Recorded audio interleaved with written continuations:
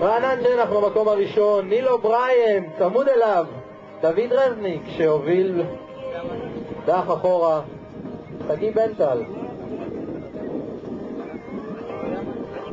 רק חסר לנו כרגע להשלים את השלישייה, המקום השלישי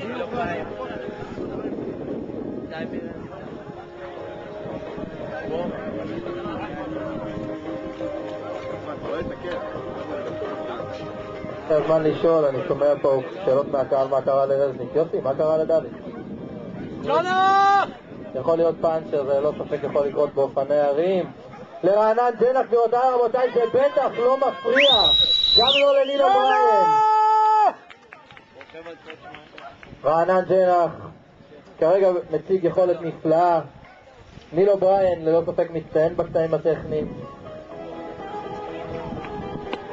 יאיר אידיאן כרגע במקום השלישי, וזהו מקום צי לרוכב הצעיר הזה, אך ורק בן 17, מועדון אופניים תל אביב. שגיא בנטל ורוזן ומזרחו על אופני שווינג עובר אותנו כרגע.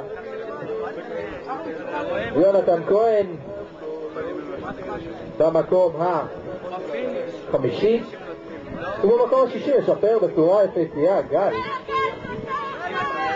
גם רחוב על אופני סנטה-קרוז.